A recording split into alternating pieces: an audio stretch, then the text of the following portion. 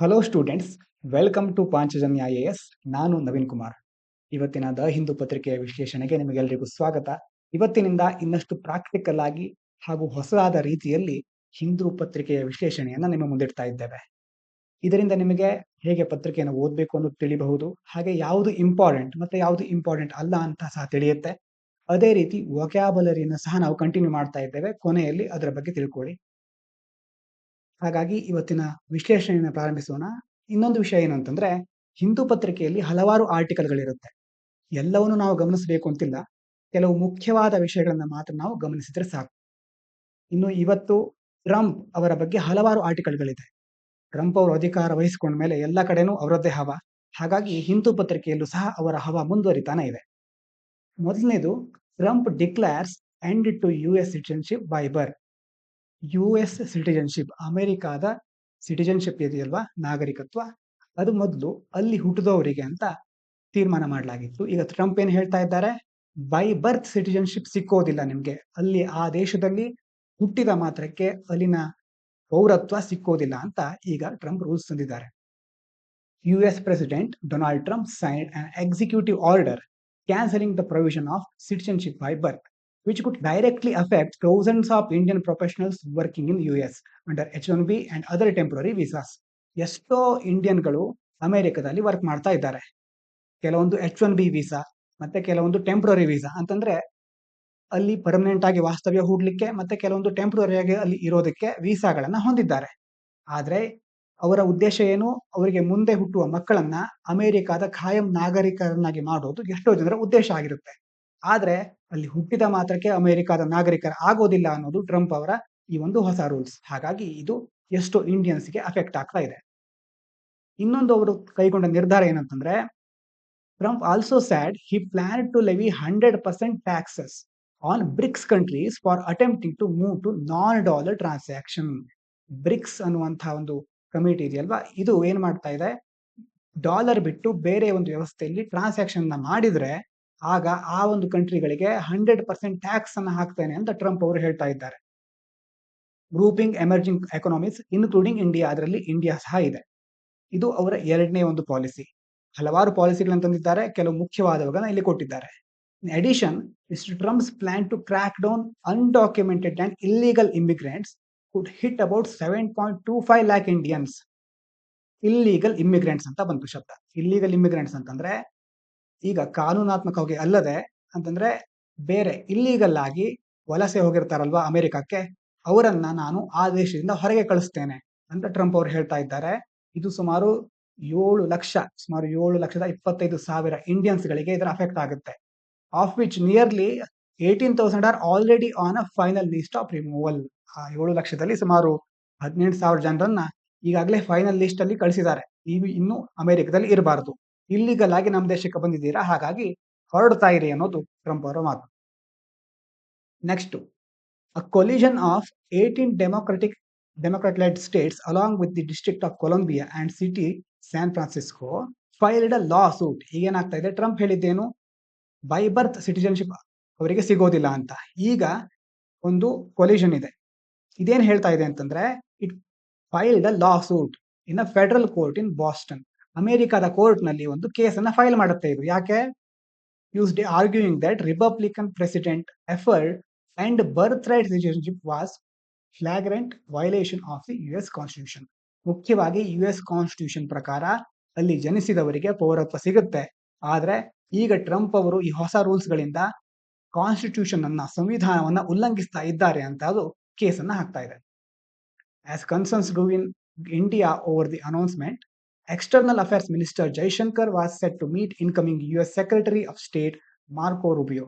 ಈಗ ಈ ಎಲ್ಲಾ ಬೆಳವಣಿಗೆಗಳ ಮಧ್ಯೆ ಏನಾಗ್ತಾ ಇದೆ, ಭಾರತದ ಎಕ್ಸ್ಟರ್ನಲ್ ಅಫೇರ್ಸ್ ಮಿನಿಸ್ಟರ್ ಇದ್ದಾರಲ್ವಾ ಜೈಶಂಕರ್, ಅವರು US ಸೆಕ್ರೆಟರಿ ಮಾರ್ಕೋ ರುಬಿಯೋ ಅವರನ್ನ ಮೀಟ್ ಆಗ್ತಾ ಇದ್ದಾರೆ ಸದ್ಯದಲ್ಲೇ. ಇನ್ನು ಭಾರತದ ಮೇಲೆ ಕೆಲವೊಂದು ಪರಿಣಾಮಗಳು ಏನಂತಂದ್ರೆ,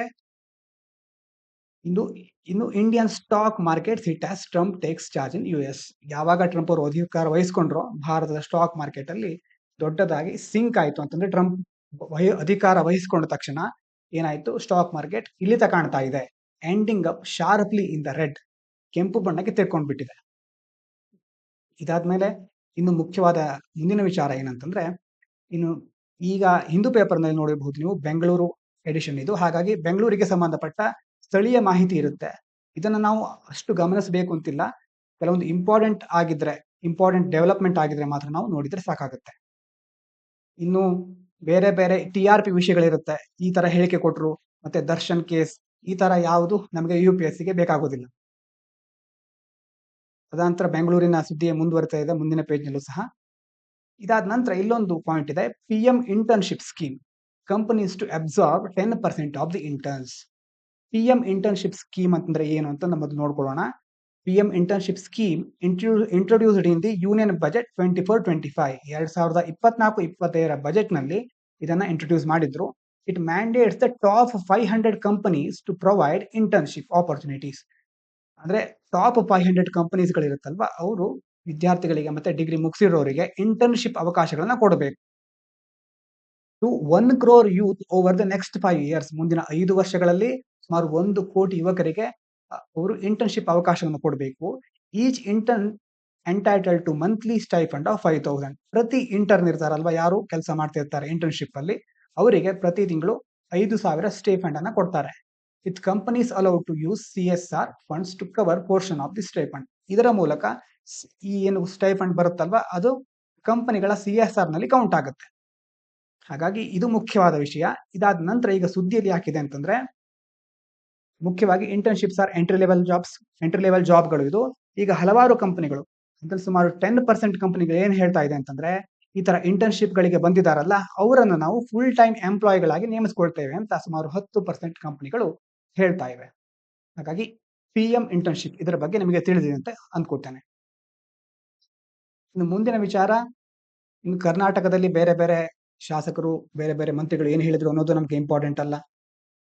ಅದಾದ ನಂತರ ಬಿಜೆಪಿ, ಕಾಂಗ್ರೆಸ್ ಈ ಒಂದು ಜಗಳದಲ್ಲಿ ನಮಗೆ ಇಂಟ್ರೆಸ್ಟ್ ಇರೋದಿಲ್ಲ. ಇನ್ನು ಈ ಒಂದು ಸೊಸೈಟಿಲಿ ಇದೊಂದು ಹೆಲ್ಪ್ ಆಗ್ಬೋದು ಅಂತ, how bartenders are crafting cocktails and breaking barriers in Bengaluru. ಬಹಳ ಮುಖ್ಯವಾದ ವಿಚಾರ ಅಂತಲ್ಲ, ಆದ್ರೆ ಸೊಸೈಟಿಯಲ್ಲಿ ಹೇಗೆ ಕರಿಯರ್ ಆಪ್ಷನ್ಗಳು ಬದಲಾಗ್ತಾ ಇವೆ, ಹೇಗೆ ಟ್ರೆಂಡ್ ಬದಲಾಗ್ತಾ ಇದೆ ಅಂತ ನಾವಿದರಲ್ಲಿ ಗಮನಿಸಬಹುದು. ಹಾಗಾಗಿ ಒಂದ್ಸಾರಿ ಇದನ್ನ ಗಮನಿಸೋಣ. Bartending is the skill of making and serving drinks, especially cocktails in bars and restaurants. Bartending ಅಂತಂದ್ರೆ ಏನು? ಈಗ ಬಾರ್ ಮತ್ತೆ ರೆಸ್ಟೋರೆಂಟ್‌ಗಳಲ್ಲಿ ಬೇರೆ ಬೇರೆ ಡ್ರಿಂಕ್ಸ್ ಇರುತ್ತಲ್ವಾ, ಅದನ್ನ ತಯಾರು ಮಾಡೋದು ಮತ್ತೆ ಸರ್ವ್ ಮಾಡೋದು, ಆ ಒಂದು ಉದ್ಯೋಗಕ್ಕೆ ಬಾರ್ಟೆಂಡಿಂಗ್ ಅಂತ ಕರೀತಾರೆ. ಈಗ ಬೆಂಗಳೂರಲ್ಲಿ ಬಾರ್ಟೆಂಡಿಂಗ್ ದೊಡ್ಡ ಮಟ್ಟದಲ್ಲಿ ಬೆಳೀತಾ ಇದೆ, ಗ್ರೋ ಆಗ್ತಾ ಇದೆ. Cities bartending scene in world class, the passionate bartenders turning it on and despite challenges like long hours and pressure. ಇಡೀ ದಿನ ಅದರಲ್ಲಿ ಕೆಲಸ ಮಾಡಿದ್ರು ಸಹ, ಎಷ್ಟೋ ಪ್ರೆಷರ್‌ಗಳಿದ್ರು ಸಹ, ಈ ಒಂದು ಬಾರ್ಟೆಂಡರ್ ಉದ್ಯೋಗಗಳಿಗೆ ಎಷ್ಟು ಜನ ಸೇರ್ಕೊಳ್ತಾ ಇದ್ದಾರೆ. ನಂತರ ಹೈ ಡಿಮ್ಯಾಂಡ್ ಫಾರ್ ಬಾರ್ಟೆಂಡರ್ಸ್. ಕೋವಿಡ್ ಆದ ನಂತರ ಎಷ್ಟೋ ಜನ ಡ್ರಿಂಕ್ಸ್ ಮತ್ತೆ ಬೇರೆ ಬೇರೆ ಕ್ಷೇತ್ರದಲ್ಲಿ ಇಂಥ ಬಾರ್ಟೆಂಡರ್‌ಗಳಿಗೆ ದೊಡ್ಡ ಡಿಮಾಂಡ್ ಬಂದಿದೆ. ಆದ್ರೆ ಕೆಲವೊಂದು ಸಾರಿ ಏನಾಗುತ್ತೆ, ಟ್ರೈನಿಂಗ್ ಮತ್ತೆ ಸ್ಟೀರಿಯೋಟೈಪ್‌ಗಳಿರುತ್ತೆ. ಟ್ರೈನಿಂಗ್ ಅವರಿಗೆ ಸಿಗ್ತಾ ಇರೋದಿಲ್ಲ. ಅಂದ್ರೆ ಅದಕ್ಕೆ ಯಾವ್ದು ಟ್ರೈನಿಂಗ್ ಬೇಕು ಅಂತ ಸಮಾಜ ಕನ್ಸಿಡರ್ ಮಾಡೋದಿಲ್ಲ. ಆದ್ರೆ ಅದು ಒಂದು ಉದ್ಯೋಗನೇ ಆಗಿರುತ್ತೆ. ಸಮಾಜದಲ್ಲಿ ನಾವು ಸ್ಟೀರಿಯೋಟೈಪ್‌ಗಳನ್ನ ಬಿಟ್ರೆ, ಯಾವುದೇ ಪೂರ್ವಾಗ್ರಹಗಳು ಇಲ್ಲದೆ ನೋಡಿದ್ರೆ ಅದು ಒಂದು ಉದ್ಯೋಗ ಅಷ್ಟೇ. ಹಾಗಾಗಿ ಅವರಿಗೆ ಆ ಜಾಬಿಗೆ ಹೋದ ನಂತರ ಕಲಿಬೇಕಾಗುತ್ತೆ. ಕೆಲವೊಂದು ಪೂರ್ವಾಗ್ರಹಗಳು ಇರೋದ್ರಿಂದ ಅವರಿಗೆ ಎಲ್ಲ ಕಡೆ ಮನ್ನಣೆ ಸಿಗೋದಿಲ್ಲ. ಹಾಗಾಗಿ ಇವಿಷ್ಟು ಮುಖ್ಯವಾದ ವಿಷಯಗಳು ಇದರಲ್ಲಿ. ಇನ್ನು ಇಷ್ಟು ಉದ್ದ ಆರ್ಟಿಕಲ್ ಓದ್ಬೇಕು ಅಂತಿಲ್ಲ. ಹೇಗೆ ಕರಿಯರ್‌ಗಳು ಬದಲಾಗ್ತಾ ಇವೆ, ಟ್ರೆಂಡ್ ಹೇಗೆ ಚೇಂಜ್ ಆಗ್ತಾ ಇದೆ, ಸೊಸೈಟಿಲಿ ನಿಮಗೆ ಇದು ಯೂಸ್ ಆಗ್ಬೋದು ಅಂತ ಇಲ್ಲಿ ಜಸ್ಟ್ ಎಕ್ಸ್‌ಪ್ಲೇನ್ ಮಾಡಿದ್ದೇನೆ. ಇನ್ನು Bengaluru based age tech startup Sukoon unlimited raises 3.7 crore in pre seed funding. ಒಂದು ಸ್ಟಾರ್ಟ್‌ಅಪ್ ತನ್ನ ಪ್ರೀ ಸೀಡ್ ಫಂಡಿಂಗ್ ಅಲ್ಲಿ ಸುಮಾರು 3.7 ಕೋಟಿಯಷ್ಟು ಕಲೆಕ್ಟ್ ಮಾಡಿದೆ ಅಂತ ಹೇಳ್ತಾರೆ. ಈ ವಿಷಯದಲ್ಲಿ ಮುಖ್ಯವಾಗಿ ನಾವು ಗಮನಿಸಬೇಕಾದ ವಿಷಯ ಏನು? ಪ್ರೀ ಸೀಡ್ ಫಂಡಿಂಗ್ ಅಂತಂದ್ರೆ ಏನು? ಮುಖ್ಯವಾಗಿ seed funding is the first money a startup gets to grow its business. ಒಂದು ಸ್ಟಾರ್ಟ್‌ಅಪ್ ತನ್ನ ಬಿಸ್ನೆಸ್ ಅನ್ನ ಡೆವಲಪ್ ಮಾಡ್ಕೊಳ್ಳಿಕ್ಕೆ ಫಸ್ಟ್ ಹೂಡಿಕೆ ಮಾಡ್ಬೇಕಾಗುತ್ತಲ್ವಾ, ಅದಕ್ಕೆ ಒಂದು ಹಣ ಬೇಕಾಗುತ್ತೆ. ಆ ಹಣ ಮೊದಲನೇ ಬಾರಿಗೆ ಏನನ್ನ ಹೂಡಿಕೆ ಮಾಡ್ತಾರೋ, ಯಾವ್ದನ್ನ ಪಡೆಯುತ್ತೋ ಅದಕ್ಕೆ ಸೀಡ್ ಫಂಡಿಂಗ್ ಅಂತ ಕರೀತಾರೆ. It helps the company develop its product, hire a team and start operation. This money usually comes from the investors, friends and family who believe the idea. ಒಬ್ಬ ಸ್ಟಾರ್ಟ್‌ಅಪ್ ಮಾಡ್ಲಿಕ್ಕೆ ಹೊರಟಿದ್ದಾರೆ ಅಂತಂದ್ರೆ ಅವರನ್ನ, ಅವರ ಫ್ಯಾಮಿಲಿ ಆಗಿರಬಹುದು ಅಥವಾ ಬೇರೆ ಬೇರೆ ಕಂಪನಿಗಳಾಗಿರಬಹುದು, ಹೀಗೆ ಬೇರೆ ಅವರನ್ನ ಯಾರು ನಂಬ್ತಾರೋ, ಈ ಐಡಿಯಾ ವರ್ಕ್ ಆಗಬಹುದು ಮುಂದೆ ಅಂತ ಯಾರ್ಯಾರು ನಂಬ್ತಾರೋ ಅವರೆಲ್ಲ ಅದರಲ್ಲಿ ಇನ್ವೆಸ್ಟ್ ಮಾಡ್ತಾರೆ. ಆ ಒಂದು ಇನ್ವೆಸ್ಟ್‌ಮೆಂಟ್‌ಗೆ, ಆ ಒಂದು ಫಂಡಿಗೆ ಏನಂತ ಕರೀತೇವೆ? ಸೀಡ್ ಫಂಡಿಂಗ್ ಅಂತ ಕರೀತೇವೆ. ಆ ಒಂದು ಟರ್ಮ್ ನಿಮ್ಗೆ ಅರ್ಥ ಆದ್ರೆ ಸಾಕು ಇದರಲ್ಲಿ. ಇನ್ನು ಬೆಂಗಳೂರಿನಲ್ಲಿ ಒಂದು ಸಂಗೀತ ಸಭೆ ಒಬ್ಬರಿಗೆ ಪ್ರಶಸ್ತಿ ನೀಡ್ತಾ ಇದೆ. ಇದು ಲೋಕಲ್ ಆಗಿರುವಂತಹ ಒಂದು ನ್ಯೂಸ್, ಹಾಗಾಗಿ ಅಷ್ಟು ಇಂಪಾರ್ಟೆಂಟ್ ಅಲ್ಲ. ಇನ್ನು ಬೇರೆ ಬೇರೆ ಚಿತ್ರದ ರಿವ್ಯೂಗಳು ನಮಗೆ ಬೇಕಾಗೋದಿಲ್ಲ. ಇಲ್ಲಿ ರಂಗ ಪ್ರವೇಶ ಅಂತ ಒಂದು ಟರ್ಮ್ ಇದೆ. ಇದು ಭರತನಾಟ್ಯಕ್ಕೆ ಸಂಬಂಧಪಟ್ಟಿದ್ದು. ಅಂತಂದ್ರೆ ಒಬ್ಬ ಹೊಸ ಹೊಸದಾಗಿ ರಂಗ ಪ್ರವೇಶ ಮಾಡ್ತಾ ಇರೋದು ಅಂತಂದ್ರೆ ತನ್ನ ವಿದ್ಯಾಭ್ಯಾಸವನ್ನ ಆಲ್ಮೋಸ್ಟ್ ಮುಗಿಸಿ ಈಗ ವೇದಿಕೆಗೆ ಮೊದಲನೇ ಸಾರಿ ಕಾರ್ಯಕ್ರಮವನ್ನ ಭರತನಾಟ್ಯದ ಸಂಪೂರ್ಣ ಕಾರ್ಯಕ್ರಮವನ್ನ ಕೊಡ್ತಾ ಇದ್ದಾರೆ ಅಂತ. ಅಂದ್ರೆ ರಂಗಕ್ಕೆ ಪ್ರವೇಶಿಸಿದ್ದಾರೆ, ಭರತನಾಟ್ಯದ ಕಾರ್ಯಕ್ರಮ ಕೊಡ್ಲಿಕ್ಕೆ ಅವರು ಸಿದ್ಧರಾಗಿದ್ದಾರೆ. ಹಾಗಾಗಿ ರಂಗ ಪ್ರವೇಶ ಆರ್ಟ್ ಅಂಡ್ ಕಲ್ಚರ್ ನಲ್ಲಿ ನಿಮಗೆ ಇದು ಹೆಲ್ಪ್ ಆಗಬಹುದು. ಈ ರಂಗ ಪ್ರವೇಶ ಅನ್ನೋದು ಭರತನಾಟ್ಯಕ್ಕೆ ಸಂಬಂಧಪಟ್ಟ ವಿಷಯ. ಇದಕ್ಕೆ ಆರಂಗೇಟ್ರಂ ಅಂತ ಕೆಲವೊಂದು ಭಾಷೆಯಲ್ಲಿ ಕರೀತಾರೆ. ಇನ್ನು ಸೌತ್ ರಿಲೇಟೆಡ್ ಆಗಿ ಬೇರೆ ಬೇರೆ ಪಾರ್ಟಿಗಳ ಬಗ್ಗೆ ಇದೆ. ಬಿಜೆಪಿ ಮತ್ತೆ ಟ್ರಂಪ್ ಅಧಿಕಾರ ವಹಿಸ್ಕೊಂಡ್ಮೇಲೆ ಬೇರೆ ಬೇರೆಯವರು ಅವರು ತಮ್ಮ ಒಪಿನಿಯನ್ ಹೇಳ್ತಾನೆ ಇರ್ತಾರೆ. ಹಾಗಾಗಿ ಅದರ ಬಗ್ಗೆ ಬಹಳಷ್ಟು ಗಮನ ಕೊಡಬೇಕಾದ ಅವಶ್ಯಕತೆ ಇರೋದಿಲ್ಲ. ಇನ್ನು ಇಲ್ಲಿ ಒಂದು ಮುಖ್ಯವಾದ ವಿಚಾರ ಇದೆ ಎಡಿಟೋರಿಯಲ್ ನಲ್ಲಿ. Time to seize the promise of the US India nuclear deal. ಇಲ್ಲಿ ಮುಖ್ಯವಾದ ವಿಚಾರಗಳನ್ನ ಹೈಲೈಟ್ ಮಾಡಿದ್ದೇನೆ. ಆದ್ರೆ ಸಿಂಪಲ್ ಆಗಿ ಹೇಳಬೇಕು ಅಂತಂದ್ರೆ ಭಾರತ ಮತ್ತು US ನಡುವೆ ಒಂದು ನ್ಯೂಕ್ಲಿಯರ್ ಡೀಲ್ ನಡೆಯುತ್ತೆ. In 2008 India and US signed a major nuclear agreement improve cooperation in nuclear energy and defence. Nuclear energy ಮತ್ತೆ ಡಿಫೆನ್ಸ್ ಗೆ ಸಂಬಂಧಪಟ್ಟ ಹಾಗೆ ಭಾರತ ಮತ್ತು US ನಡುವೆ ಒಂದು ನ್ಯೂಕ್ಲಿಯರ್ ಅಗ್ರಿಮೆಂಟ್ ಸೈನ್ ಆಗುತ್ತೆ. The deal was expected to bring more nuclear power plants to India. ಅದರಿಂದ ಏನು ಭಾರತಕ್ಕೆ ಇನ್ನಷ್ಟು ನ್ಯೂಕ್ಲಿಯರ್ ಪವರ್ ಪ್ಲಾಂಟ್ಗಳು ಬರಬಹುದು, ಭಾರತದಲ್ಲಿ ಸ್ಥಾಪನೆ ಆಗಬಹುದು ಅಂತ ಎಕ್ಸ್ಪೆಕ್ಟೇಷನ್ ಇತ್ತು. Using US technology, creating jobs and reducing pollution. Nuclear ಎನರ್ಜಿಯನ್ನ ನಾವು ಯೂಸ್ ಮಾಡ್ತಾ ಇದ್ದ ಹಾಗೆ ಪೊಲ್ಯೂಷನ್ ಕಡಿಮೆ ಆಗುತ್ತೆ. ಹಾಗಾಗಿ US ಟೆಕ್ನಾಲಜಿನ ಉಪಯೋಗಿಸಿಕೊಂಡು ಇದು ಭಾರತದಲ್ಲಿ ಇನ್ನಷ್ಟು ಉದ್ಯೋಗಗಳನ್ನ ಸೃಷ್ಟಿಸಬಹುದು, ಅದೇ ರೀತಿ ಪೊಲ್ಯೂಷನ್ ಅನ್ನ ಕಡಿಮೆ ಮಾಡಬಹುದು ಅನ್ನುವಂಥ ಎಕ್ಸ್ಪೆಕ್ಟೇಷನ್ ಇತ್ತು. ಆದ್ರೆ ಪ್ರೋಗ್ರೆಸ್ ಲಿಮಿಟೆಡ್ ಅಂತಂದ್ರೆ ಮುಂದಿನ ದಿನಗಳಲ್ಲಿ ಅದು ಅಷ್ಟು ಬೆಳವಣಿಗೆ ಹೊಂದಿಲ್ಲ. ಇವನ್ after many years promised nuclear power plants have not been built. ಮೊದಲು US ಹೇಳಿತ್ತಲ್ವಾ ನ್ಯೂಕ್ಲಿಯರ್ ಪವರ್ ಪ್ಲಾಂಟ್ ಅನ್ನ ಬಿಲ್ಡ್ ಮಾಡ್ತೇವೆ ಅಂತ, ಅದನ್ನ ಇನ್ನೂ ಸರಿಯಾಗಿ ಬಿಲ್ಡ್ ಮಾಡಿಲ್ಲ. And the deal has not reached it's full potential. ಮೊದಲು ಮಾಡ್ಕೊಂಡಿದ್ದ ಅಗ್ರಿಮೆಂಟ್ ಅದರ ಸಂಪೂರ್ಣ ಸಾಮರ್ಥ್ಯಕ್ಕೆ ಇನ್ನೂ ತಲುಪಿಲ್ಲ. ಅಂದ್ರೆ ಅಗ್ರಿಮೆಂಟ್ ಸರಿಯಾಗಿ ಇನ್ನೂ ವರ್ಕ್ ಆಗ್ತಾ ಇಲ್ಲ. ರೀಸೆಂಟ್ ಡೆವಲಪ್ಮೆಂಟ್ ಏನು, the US is now removing some restrictions that blocked nuclear cooperation but that alone may not solve the problem. ಮೊದಲು US ಒಂದು ರೆಸ್ಟ್ರಿಕ್ಷನ್ ಹಾಕಿತ್ತು, ನ್ಯೂಕ್ಲಿಯರ್ ಟ್ರಾನ್ಸಾಕ್ಷನ್ ಆಗಬೇಕು ಆದ್ರೆ, ನ್ಯೂಕ್ಲಿಯರ್ ಕೋಆಪರೇಷನ್ ಮಾಡಬೇಕು ಅಂತ ಆದ್ರೆ ಕೆಲವು ದೇಶಗಳು ಇಂತಿಂತ ನಿಯಮಗಳನ್ನ ಪಾಲಿಸಬೇಕು ಅಂತ US ಹೇಳ್ತಾ ಇತ್ತು. ಆ ಕೆಲವು ನಿಯಮಗಳನ್ನ ಈಗ US ಸಡಿಲಗೊಳಿಸಿದೆ, ಆದ್ರೆ ಅದು ಸಾಕಾಗೋದಿಲ್ಲ. The security concern. Initially, some Indian companies were restricted from doing business with US firms due to security risk. These restrictions are now being eased. ಮೊದಲೆಲ್ಲ ಏನಾಗ್ತಾ ಇತ್ತು, US ಬೇರೆ ದೇಶಗಳ ಜೊತೆ ಅಷ್ಟು ನಂಬಿಕೆ ಇಟ್ಕೊಳ್ತಾ ಇರಲಿಲ್ಲ. ಅಂದ್ರೆ ಅವರಿಂದ ತಮ್ಮ ದೇಶದ ರಕ್ಷಣಾ ವ್ಯವಸ್ಥೆಗೆ ಏನಾದ್ರೂ ಅಪಾಯ ಆಗಬಹುದು ಅಂತ. ಹಾಗಾಗಿ ಈಗ ಅದನ್ನ ಸ್ವಲ್ಪ ಈಸ್ ಮಾಡಿದ್ದಾರೆ, ಅಂದ್ರೆ ಸಡಿಲಗೊಳಿಸಿದ್ದಾರೆ. ಇನ್ನೊಂದು ಇಶ್ಯೂ ಏನಂತಂದ್ರೆ liability law. India's 2010 nuclear liability law made suppliers responsible for any accident. ಅಂದ್ರೆ ಯಾವುದೇ ಒಂದು ದೇಶ ನಮಗೆ ನ್ಯೂಕ್ಲಿಯರ್ ಎನರ್ಜಿನ ಸಪ್ಲೈ ಮಾಡುತ್ತೋ, ಏನಾದ್ರೂ ಅದರಲ್ಲಿ ದೋಷಗಳಾದ್ರೆ, ಅದರಿಂದ ಏನಾದ್ರೂ ಅಪಘಾತಗಳಾದ್ರೆ ಅದಕ್ಕೆ ಹೊಣೆಗಾರ ಆ ದೇಶವೇ ಆಗಿರುತ್ತೆ ಅಂತ ಇಂಡಿಯಾದ ನ್ಯೂಕ್ಲಿಯರ್ ಲಯಾಬಿಲಿಟಿ ಲಾ ಹೇಳುತ್ತೆ. Which scared away US companies like GE and vesting house. ಈ ಒಂದು ನಿಯಮದಿಂದಾಗಿ ಎಷ್ಟೋ ಅಮೆರಿಕಾದ ಕಂಪನಿಗಳಿಗೆ ಭಯ ಸ್ಟಾರ್ಟ್ ಆಗುತ್ತೆ. ಯಾಕಂತಂದ್ರೆ ಅದು ಭಾರತದಲ್ಲಿ ಏನಾಗ್ಬೋದೋ ಏನೋ ಅನ್ನುವಂತ ಭಯ. ಹಾಗಾಗಿ ಅವರು ಭಾರತದಲ್ಲಿ ನ್ಯೂಕ್ಲಿಯರ್ ಎನರ್ಜಿಗೆ ಸಂಬಂಧಪಟ್ಟ ಹಾಗೆ ಇನ್ವೆಸ್ಟ್ ಮಾಡಲಿಕ್ಕೆ ಮುಂದಾಗಿರಲಿಲ್ಲ. Russia accepted India's offer. ಅದೇ ಸಂದರ್ಭದಲ್ಲಿ ರಷ್ಯಾ ಈ ಆಫರ್ ನ ಅಕ್ಸೆಪ್ಟ್ ಮಾಡುತ್ತೆ. Insurance plan to manage liability risk. ಏನೇ ಲಯಬಿಲಿಟಿ ಬರಲಿ, ಏನೇ ಅಪಾಯ ಬರಲಿ, ನಾನು ನೋಡ್ಕೋತೇನೆ ಅಂತ ರಷ್ಯಾ ಹೇಳುತ್ತೆ. But US company still haven't agreed. Russia ಮುಂದೆ ಬಂದರೂ ಸಹ US ಇನ್ನೂ ಒಪ್ಕೊಂಡಿರಲಿಲ್ಲ. ಆದ್ರೆ ಟೆಕ್ನಾಲಜಿ ಚಾಲೆಂಜಸ್ 2008 ಕೆಲವೊಂದು ಬಂತು. ಏನಂತಂದ್ರೆ ನ್ಯೂಕ್ಲಿಯರ್ ಟೆಕ್ನಾಲಜಿ ಅಡ್ವಾನ್ಸ್ ಆಯಿತು. US companies need to offer the latest tech at affordable price. ಅಂತಂದ್ರೆ ಕಡಿಮೆ ಬೆಲೆಯಲ್ಲಿ, ಕೈಗೆಟುಕುವ ದರದಲ್ಲಿ ಅದನ್ನ ಕೊಟ್ರೆ, ಅದನ್ನ ಬೇರೆ ದೇಶದವರಿಗೆ ಮಾರಾಟ ಮಾಡಿದ್ರೆ ಮಾತ್ರ ಈಗ ತಗೊಳ್ಕೊಳ್ಳಿಕ್ಕೆ ಸಾಧ್ಯ ಇದೆ. ನ್ಯೂಕ್ಲಿಯರ್ ಎನರ್ಜಿ ಅಡ್ವಾನ್ಸ್ ಆಗ್ತಾ ಇದ್ದ ಹಾಗೆ ಅದರ ಪ್ರೈಸ್ ಸಹ ಹೆಚ್ಚಾಗ್ತಾ ಹೋಗುತ್ತೆ. ಆಗ US nuclear project have face huge cost overruns, making Indian officials hesitant move forward with them. Price ಹೆಚ್ಚಾಗ್ತಾ ಇದ್ದ ಹಾಗೆ ಭಾರತಕ್ಕೆ ಸಮಸ್ಯೆ ಶುರುವಾಗುತ್ತೆ. ಇಷ್ಟು ಪ್ರೈಸ್ ಕೊಟ್ಟು ನ್ಯೂಕ್ಲಿಯರ್ ಎನರ್ಜಿನ ತಗೊಳ್ಳೋದು ಸರಿಯಾ, ಅಷ್ಟು ಬಜೆಟ್ ನಮ್ಮ ಹತ್ರ ಇದೆಯಾ ಅನ್ನುವಂತಹ ಒಂದು ಪ್ರಶ್ನೆ ಬರುತ್ತೆ. ಹಾಗಾಗಿ ಇಷ್ಟು ದಿನ ನೆನೆಗುದಿಗೆ ಬಿದ್ದಿತ್ತು ಆ ನ್ಯೂಕ್ಲಿಯರ್ ಡೀಲು. ಹಾಗಾಗಿ ಇನ್ನು ಮುಂದೆ ಟ್ರಂಪ್ ಬಂದಿದ್ದಾರೆ, ಟ್ರಂಪ್ ಭಾರತಕ್ಕೆ ಸ್ವಲ್ಪ ಸಪೋರ್ಟ್ ಮಾಡಬಹುದು ಅನ್ನುವಂತಹ ಒಂದು ನಿರೀಕ್ಷೆ ಇದೆ. For the deal to work, both government need to address liability concerns, technology issues and cost to make nuclear energy reality in India. Trump ಬಂದ್ಮೇಲೆ ಈಗ ಮುಂದಿನ ದಿನಗಳಲ್ಲಿ ಸರಿಯಾಗಿ ಎರಡು ಗೌರ್ಮೆಂಟ್ಗಳು ಏನೇನು ಕನ್ಸರ್ನ್ಗಳಿದೆ, ಲಯಾಬಿಲಿಟಿ ಕನ್ಸರ್ನ್ಗಳಿದೆ, ಅದರ ಬಗ್ಗೆ ಮಾತುಕತೆ ನಡೆಸಬೇಕು. ಮತ್ತೆ ಟೆಕ್ನಾಲಜಿ ಇಶ್ಯೂಗಳನ್ನ ಸಾಲ್ವ್ ಮಾಡ್ಕೋಬೇಕು.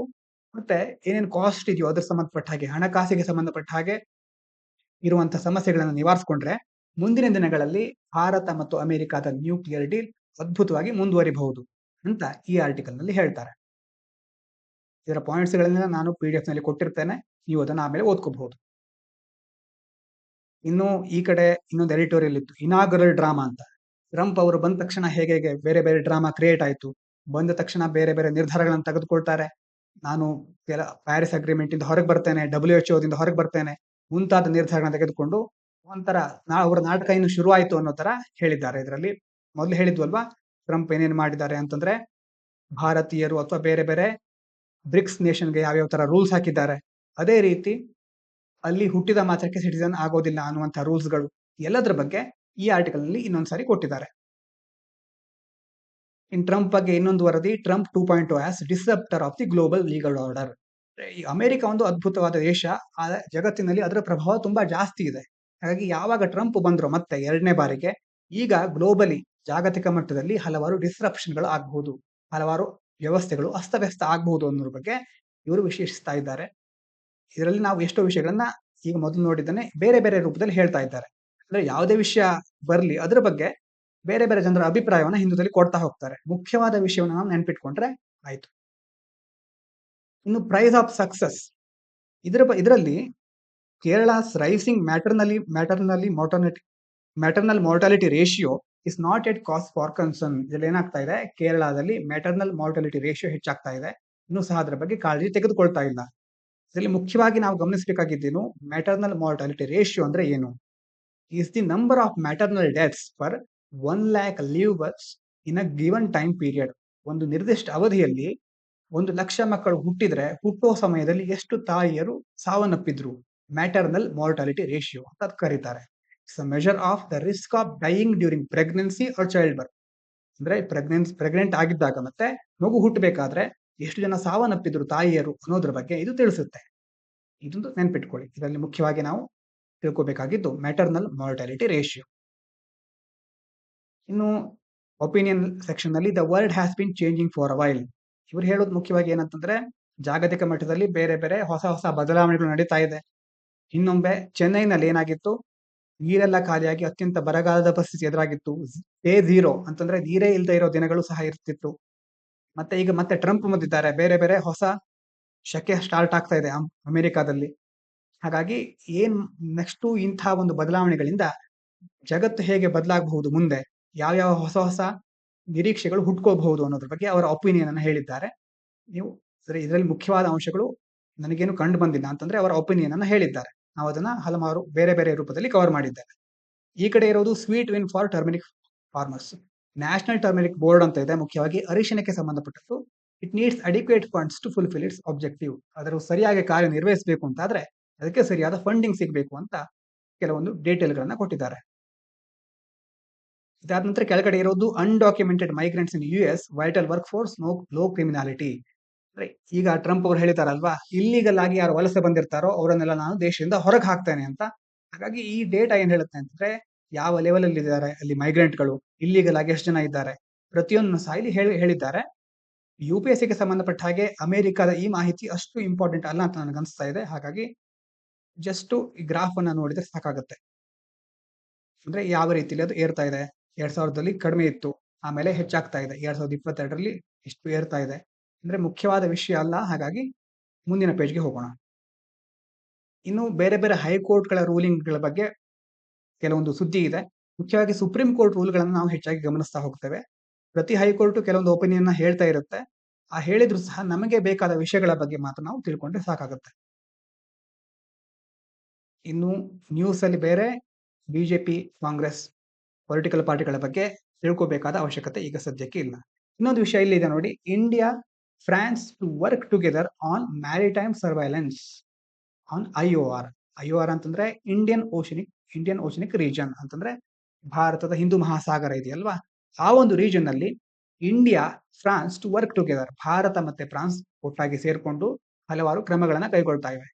ಮುಖ್ಯವಾಗಿ ಇದ್ರಲ್ಲಿ ನೋಡೋದು ಅವ್ರು ಎರಡೂ ದೇಶಗಳು ಸೇರ್ಕೊಂಡು ಏನ್ ಮಾಡ್ತಾ ಇವೆ, ಇಲಿಸಿಟ್ ಮ್ಯಾರಿಟೈಮ್ ಆಕ್ಟಿವಿಟೀಸ್, ಬೇರೆ ಬೇರೆ ಸಮುದ್ರಕ್ಕೆ ಸಂಬಂಧಪಟ್ಟಂತಹ ಬೇರೆ ಬೇರೆ ದುಷ್ಕೃತ್ಯಗಳು ನಡೆಯುತ್ತಲ್ವಾ, ದುಷ್ಕೃತ್ಯಗಳನ್ನ ತಡೆಯೋದು, including piracy and armed robbery, maritime terrorism, ಇಲ್ಲಿ ನಡೆಯುವಂತಹ ಉಗ್ರವಾದಗಳನ್ನ, ರಾಬರಿಗಳನ್ನ ತಡೆಯೋದು, ಕಾಂಟ್ರಾಬ್ಯಾಂಡ್ ಸ್ಮಗ್ಲಿಂಗ್ ಅಂದ್ರೆ ನಿರ್ಬಂಧಿಸಲಾದ ವಸ್ತುಗಳನ್ನ ಸ್ಮಗಲ್ ಮಾಡ್ತಾರಲ್ವಾ ಅದನ್ನ ಸಹ ತಡೆಯೋದು, ಇಲ್ಲಿಗಲ್ ಅಂಡ್ ಅನ್ರೆಗ್ಯುಲೇಟೆಡ್ ಫಿಶರಿ ಅಂದ್ರೆ ನಿಯಂತ್ರಣ ಇಲ್ಲದೆ ಇರೋ ಫಿಶರಿಗಳನ್ನ, ಅಂತಂದ್ರೆ ಮೀನುಗಾರರು ನಿರ್ಬಂಧಿಸಲಾದ ಪ್ರದೇಶದಲ್ಲಿ ಮೀನುಗಾರಿಕೆಯನ್ನು ನಡೆಸೋದನ್ನ ತಡೆಯೋದು, ಈ ಮುಂತಾದ ಕ್ರಮಗಳನ್ನ ಭಾರತ ಮತ್ತೆ ಫ್ರಾನ್ಸ್ ಒಟ್ಟಾಗಿ ಸೇರಿ ನಡೆಸ್ತಾ ಇದೆ. ಇಂಟರ್ನ್ಯಾಷನಲ್ ರಿಲೇಷನ್ಗೆ ಇದು ಹೆಲ್ಪ್ ಆಗಬಹುದು. ಕೆಲವೊಂದು ಹೊಸ ಹೊಸ ಕ್ರಮಗಳನ್ನ ಭಾರತ ಮತ್ತೆ ಫ್ರಾನ್ಸ್ ಕೈಗೊಳ್ತಾ ಇದೆ. ಅದಾದ ನಂತರ ಮುಂದಿನ ಪೇಜ್ನಲ್ಲಿ government wants NGOs of action over funds without FCRA. ಏನ್ ಹೇಳ್ತಾ ಇದೆ ಇಲ್ಲಿ ಅಂತಂದ್ರೆ, ದ ಯೂನಿಯನ್ ಹೋಮ್ ಮಿನಿಸ್ಟ್ರಿ, ಕೇಂದ್ರ ಗೃಹ ಸಚಿವಾಲಯ ಇದೆಯಲ್ವಾ, on Tuesday warned non government organisation ಅಂದ್ರೆ NGOಗಳು of penal action if they receive foreign funds without registration under the foreign contribution regulation act 2010. 2010ರ ಫಾರಿನ್ ಕಾಂಟ್ರಿಬ್ಯೂಷನ್ ರೆಗ್ಯುಲೇಷನ್ ಆಕ್ಟ್ ನಲ್ಲಿ ಅವರು ಸರಿಯಾಗಿ ರಿಜಿಸ್ಟ್ರೇಷನ್ ಮಾಡದೆ ಒಂದು ವೇಳೆ ಬೇರೆ ದೇಶಗಳಿಂದ ಫಂಡ್ ಗಳನ್ನ ತೆಗೆದುಕೊಂಡಿದ್ರೆ ಅವರ ವಿರುದ್ಧ ನಾವು ಕ್ರಮಗಳನ್ನ ಕೈಗೊಳ್ತೇವೆ ಅಂತ ಯೂನಿಯನ್ ಹೋಮ್ ಮಿನಿಸ್ಟ್ರಿ ಹೇಳ್ತಾ ಇದೆ. ಮ್ಯಾಂಡೇಟರಿ ಅಂದ್ರೆ ರಿಜಿಸ್ಟ್ರೇಷನ್ ಮಾಡೋದು ಮ್ಯಾಂಡೇಟರಿ, ಹಾಗಾದಾಗ ಮಾತ್ರ ಅವರು ಫಾರಿನ್ ಡೊನೇಷನ್ ಅನ್ನ ತೆಗೆದುಕೊಳ್ಬಹುದು. ಇದು ಇಲ್ಲಿ ಮುಖ್ಯವಾದ ವಿಷಯ. ಇದನ್ನ ನೆನಪಿಟ್ಕೊಳ್ಳಿ. FCRA ಅಂತಂದ್ರೆ ಏನು? Foreign contribution regulation act. ಅಂದ್ರೆ NGOಗಳು ಬೇರೆ ದೇಶಗಳಿಂದ ಫಂಡ್ ಗಳನ್ನ ಪಡೆಯಲಿಕ್ಕೆ, ಹಣಕಾಸಿನ ಸಹಾಯವನ್ನು ಪಡೆಯಲಿಕ್ಕೆ ಇದರಲ್ಲಿ ಮೊದಲು ರಿಜಿಸ್ಟ್ರೇಷನ್ ಮಾಡಿರಬೇಕಾಗಿತ್ತು. ಇಲ್ಲಿ ಒಂದು ಆರ್ಟಿಕಲ್ ಇದೆ, DRDO holds key test for hypersonic missile. ಮುಖ್ಯವಾಗಿ DRDO ಒಂದು ಟೆಸ್ಟ್ ಮಾಡಿದೆ. Crucial milestone in the development of next generation hypersonic munitions. DRDO has successfully demonstrated cutting edge active cooled scramjet combustor. For the first time in India, this is effort to develop a long duration supersonic combustion scramjet powered hypersonic technology. ಏನಿದೆ ಅಂತಂದ್ರೆ ಇಲ್ಲಿ DRDO ಒಂದು hypersonic missile ಅನ್ನ ತಯಾರು ಮಾಡಿದೆ. Hypersonic ಅಂತಂದ್ರೆ sound speed ಅನ್ನ ನಾವು 1 ಮ್ಯಾಕ್ ಅಂತ ಕರೀತಾರೆ. 1 ಮ್ಯಾಕ್ ಅಂತಂದ್ರೆ ಸೌಂಡ್ ಸ್ಪೀಡ್. ಆ ಸೌಂಡ್ ಸ್ಪೀಡ್ ಅನ್ನ 2 ಮ್ಯಾಕ್ ಅಂತಂದ್ರೆ ಸೌಂಡ್ ಸ್ಪೀಡಿನ ಡಬಲ್ ಸ್ಪೀಡ್. ಈಗ ಹೈಪರ್ಸಾನಿಕ್ ಅಂತಂದ್ರೆ 5 ಮ್ಯಾಕ್ಗಿಂತಾನು ಹೆಚ್ಚು. ಈಗ ಹೈಪರ್ಸಾನಿಕ್ ಮಿಸೈಲ್ಗಳು ಸೌಂಡಿನ ಸ್ಪೀಡ್ ಇರುತ್ತಲ್ವಾ ಅದಕ್ಕಿಂತ 5 ಪಟ್ಟು ವೇಗದಲ್ಲಿ ಚಲಿಸ್ತಾ ಇರುತ್ತವೆ. ಈಗ DRDO ಒಂದು ಹೈಪರ್ಸಾನಿಕ್ ಮಿಸೈಲ್ ಅನ್ನ ಟೆಸ್ಟ್ ಮಾಡ್ತಾ ಇದೆ. ಇದರಲ್ಲಿ ಮುಖ್ಯವಾಗಿ ಇನ್ನೊಂದು ಟರ್ಮ್ ನೋಡ್ಕೊಳ್ಳಿ, ಸ್ಕ್ರಾಮ್ಜೆಟ್ ಇಂಜಿನ್ ಅನ್ನ ಅದು ಯೂಸ್ ಮಾಡ್ತಾ ಇದೆ. ಸ್ಕ್ರಾಮ್ಜೆಟ್ ಅಂತಂದ್ರೆ which are air breathing engines capable of sustaining combustion at supersonic speed. Hypersonic ಅಲ್ಲಿ ಅದು ಹೋಗ್ತಾ ಇರುತ್ತೆ. ಈಗ ಸೂಪರ್ಸಾನಿಕ್ ಅಂತಂದ್ರೆ ಹೈಪರ್ಸಾನಿಕ್ ಗಿಂತ ಸ್ವಲ್ಪ ಕಡಿಮೆ, ಅಂದ್ರೆ ಮ್ಯಾಕ್ 5 ಗಿಂತ ಸ್ವಲ್ಪ ಕಡಿಮೆ ಇದ್ರೆ ಅದು ಸೂಪರ್ಸಾನಿಕ್ ಅಂತ ಕರೀತೇವೆ. ಈಗ ಒಂದು ವೇಳೆ ಈ ಮಿಸೈಲ್ಗಳು ಸೂಪರ್ಸಾನಿಕ್ ಸ್ಪೀಡ್ ಅಲ್ಲಿ ಹೋಗ್ತಾ ಇದ್ದಾಗ ಆಗ ಅದಕ್ಕೆ ಒಳಗಡೆ ಫ್ಯೂಯಲ್ ಇರುತ್ತೆ. ಫ್ಯೂಯಲ್ ಬರ್ನ್ ಆಗೋಕೆ ಆಕ್ಸಿಜನ್ ಬೇಕು. ಆಕ್ಸಿಜನ್ ಅನ್ನ ಅದು ದಾರಿ ಹೋಗ್ತಾ ಇರುತ್ತಲ್ವಾ, ಆ ದಾರಿಯಲ್ಲೇ ಏರ್ ಬ್ರೀತಿಂಗ್ ಅಂತಂದ್ರೆ ಆ ದಾರಿಯಲ್ಲಿ ಅದು ಆಕ್ಸಿಜನ್ ಅನ್ನ ಸ್ವೀಕರಿಸಿಕೊಂಡು ಫ್ಯೂಯಲ್ ಬರ್ನ್ ಮಾಡುತ್ತೆ. ಅದಕ್ಕೆ ಸ್ಕ್ರಾಮ್ಜೆಟ್ ಇಂಜಿನ್ ಅಂತ ಕರೀತಾರೆ. Which are air breathing engines capable of sustaining combustion. ಹೋಗ್ತಾ ಇರಬೇಕಾದ್ರೆ ಕಂಬಷನ್ ಸಸ್ಟೈನ್ ಆಗಬೇಕು, ಒಳಗಡೆ ಇಂಧನ ಉರಿಬೇಕು, ಉರಿಲಿಕ್ಕೆ ಆಕ್ಸಿಜನ್ ಬೇಕು. ಆಕ್ಸಿಜನ್ ಅದಕ್ಕೆ ಹೋಗ್ತಾ ಇರಬೇಕಾದ್ರೆ ದಾರಿಯಲ್ಲಿ ಇರುತ್ತಲ್ವಾ, ವಾತಾವರಣದಲ್ಲಿರೋ ಆಕ್ಸಿಜನ್ ಅನ್ನೇ ಅದು ಯೂಸ್ ಮಾಡ್ಕೊಳ್ತಾ ಹೋಗುತ್ತೆ. ಇದಕ್ಕೆ ಸ್ಕ್ರಾಮ್ಜೆಟ್ ಇಂಜಿನ್ ಅಂತ ಕರೀತೇವೆ. ಇನ್ನು ಮುಂದಿನ ಪೇಜ್ಗೆ ಹೋಗೋಣ. ಬಿಸ್ನೆಸ್ ಅಲ್ಲಿ Trump effectively pulls US out of global corporate tax. Global corporate tax ಅಂತಂದ್ರೆ ಈಗ ಎಷ್ಟೋ ಕಂಪನಿಗಳಿರುತ್ತೆ, ಕಾರ್ಪೊರೇಟ್ ಕಂಪನಿಗಳು. ಅವು ಏನ್ ಮಾಡುತ್ತವೆ ಅಂತಂದ್ರೆ ಎಲ್ಲಾ ದೇಶಗಳು ಆ ಕಂಪನಿಗಳ ಮೇಲೆ ಟ್ಯಾಕ್ಸ್ ಅನ್ನ ಹೇರುತ್ತವೆ. ಇವರು ಟ್ಯಾಕ್ಸ್ ಅನ್ನ ಕಡಿಮೆ ಕಟ್ಟಲಿಕ್ಕೆ ಅಥವಾ ತಮ್ಮ ಉಳಿತಾಯವನ್ನು ಹೆಚ್ಚಿಸಿಕೊಳ್ಳಿಕ್ಕೆ, ಲಾಭವನ್ನು ಹೆಚ್ಚಿಸಿಕೊಳ್ಳಿಕ್ಕೆ ಯಾವ ದೇಶದಲ್ಲಿ ಟ್ಯಾಕ್ಸ್ ಕಡಿಮೆ ಇರುತ್ತೋ ಆ ದೇಶದ ಟ್ಯಾಕ್ಸ್ ಪದ್ಧತಿಯನ್ನು ಅನುಸರಿಸ್ತಾ ಹೋಗುತ್ತೆ. ಹಾಗೆ ಮಾಡಿದಾಗ ಏನಾಗುತ್ತೆ, ಲಾಭ ಹೆಚ್ಚಾಗುತ್ತೆ. ಭಾರತದಲ್ಲಿ ಕಾರ್ಪೊರೇಟ್ ಕಂಪನಿಗಳ ಮೇಲೆ ಒಂದು ಹೆಚ್ಚಿನ ಟ್ಯಾಕ್ಸ್ ಏನಂತಂದ್ರೆ ಅವರು ಮುಖ್ಯವಾದ ಒಂದು ವಿನಿಮಯ ಪದ್ಧತಿಗಳಿರುತ್ತಲ್ವಾ ಅದನ್ನ ಬೇರೆ ದೇಶದಲ್ಲಿ ಇಟ್ಕೊಂಡ್ಬಿಡ್ತಾರೆ. ಎಲ್ಲಿ ಟ್ಯಾಕ್ಸ್ ಕಡಿಮೆ ಇರುತ್ತೋ ಅಲ್ಲಿ ವಾಣಿಜ್ಯವನ್ನ ನಡೆಸ್ತಾರೆ, ಆ ದೇಶದಲ್ಲಿ ತಮ್ಮ ವ್ಯವಹಾರಗಳನ್ನ ನಿರ್ವಹಿಸ್ತಾರೆ. ಇದನ್ನ ತಡೆಗಟ್ಟಲಿಕ್ಕೆ ಎಲ್ಲಾ ದೇಶಗಳು ಸೇರ್ಕೊಂಡು, ಹಲವಾರು ದೇಶಗಳು ಸೇರ್ಕೊಂಡು ಏನ್ ಮಾಡಿವೆ, ಗ್ಲೋಬಲ್ ಕಾರ್ಪೊರೇಟ್ ಮಿನಿಮಮ್ ಟ್ಯಾಕ್ಸ್ ಅಂತ ಒಂದು ರೂಲ್ಸ್ ಅನ್ನ ತಂದಿತ್ತು. ಅಂತಂದ್ರೆ ಎಲ್ಲೇ ಇರ್ಲಿ ಕಾರ್ಪೊರೇಟ್ ಕಂಪನಿಗಳು, ಆ ಕಂಪನಿಗಳ ಪ್ರಾಫಿಟ್ ಮೇಲೆ ಇಂತಿಷ್ಟು ಪರ್ಸೆಂಟ್, 10ರಿಂದ 15% ಅಂತ ಕೆಲವೊಂದು ದೇಶಗಳು ಹೇಳುತ್ತೆ, ಅಷ್ಟು ಟ್ಯಾಕ್ಸ್ ಹಾಕ್ಲೇಬೇಕು ಅಂತ ಗ್ಲೋಬಲ್ ಕಾರ್ಪೊರೇಟ್ ಟ್ಯಾಕ್ಸ್ ಡೀಲ್ ಅಂತ ಮೊದಲು ಹೇಳ್ತಾ ಇದ್ರು. ಈಗ ಡೊನಾಲ್ಡ್ ಟ್ರಂಪ್ ಅವರು on Monday declare that global corporate minimum tax deal has no force or effective in the US. US ಅಲ್ಲಿ ನಾನು ಗ್ಲೋಬಲ್ ಟ್ಯಾಕ್ಸ್ ಇದೆಯಲ್ವಾ, ಅದನ್ನ ನಾನು ಅಪ್ಲೈ ಮಾಡ್ಲಿಕ್ಕೆ ಬಿಡೋದಿಲ್ಲ, ಅದನ್ನ ತೆಗೆದುಹಾಕ್ತಾ ಇದ್ದೇನೆ ಅಂತ ಹೇಳ್ತಾ ಇದ್ದಾರೆ. ಅದರ ಯಾವುದೇ ಎಫೆಕ್ಟ್ ಇಲ್ಲಿ ಇರೋದಿಲ್ಲ. ಅದೇ ರೀತಿ ಅಮೆರಿಕಾದ ಕಂಪನಿಗಳ ಮೇಲೆ ಏನಾದ್ರು ಬೇರೆ ದೇಶದವರು ತುಂಬಾ ಟ್ಯಾಕ್ಸ್ ಹಾಕಿದ್ರೆ ಚೆನ್ನಾಗಿರಲ್ಲ ನೋಡ್ಕೊಳ್ಳಿ ಅಂತಾನು ಅವ್ರು ಹೇಳ್ತಾ ಇದ್ದಾರೆ. ಇನ್ನು ಮುಂದಿನ ಪೇಜ್ಗೆ ಹೋಗೋದಾದ್ರೆ ಇದರಲ್ಲಿ ಈಗ ನೋಡಿ ಪುಟಿನ್ ಝಿ ಅಂತಂದ್ರೆ ನಿಮ್ಗೆ ಗೊತ್ತಿರ್ಬೋದು, ಝಿ ಜಿನ್ಪಿಂಗ್ ಚೀನಾದವರು. Putin Xi reiterate their close ties after Trump swearing in. ಯಾವಾಗ ಟ್ರಂಪ್ ಅವರು ಅಧಿಕಾರ ವಹಿಸ್ಕೊಂಡ್ರು ಆಗಾಗ ಇವ್ರು ಮತ್ತೆ ಮುನ್ನೆಲೆಗೆ ಬರ್ತಾರೆ, ಬಂದ್ಕೊಂಡು ನಾವಿಬ್ರು ಒಟ್ಟಾಗಿದ್ದೇವೆ ಟ್ರಂಪ್ ಅವರೇ ಅಂತ ಹೇಳ್ತಾ ಇದ್ದಾರೆ. ಅಂತಂದ್ರೆ ಟ್ರಂಪ್ ಮುಂದೆ ಈಗ ಅಧಿಕಾರ ವಹಿಸ್ಕೊಂಡ್ರಲ್ವಾ, ಟ್ರಂಪ್ ಮುಖ್ಯವಾಗಿ ಚೀನಾವನ್ನ ಹೆಚ್ಚು ವಿರೋಧಿಸ್ತಾರೆ. ಅಂತಂದ್ರೆ ಮುಖ್ಯವಾಗಿ ಅವರದ್ದು ರ್ಯಾಡಿಕಲ್ ಆಗಿ ಕೆಲವೊಂದು ಥಾಟ್ಗಳಿರುತ್ತೆ.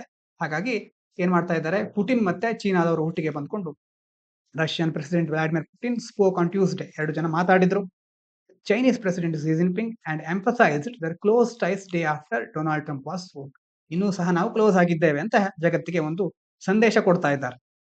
ನಾವು ಒಳ್ಳೆ ರೀತಿಯಲ್ಲಿ ನಡ್ಕೊಳ್ತೇವೆ ಅಂತ ಮತ್ತೆ ಹೇಳ್ತಾರೆ, ಆದ್ರೆ ನಾವೆಲ್ಲ ಒಟ್ಟಿಗೆ ಇದ್ದೇವೆ ನೋಡ್ಕೊಳ್ಳಿ ಅಂತ ಟ್ರಂಪ್ಗೆ ಒಂದು ಸಂದೇಶ ಇದು.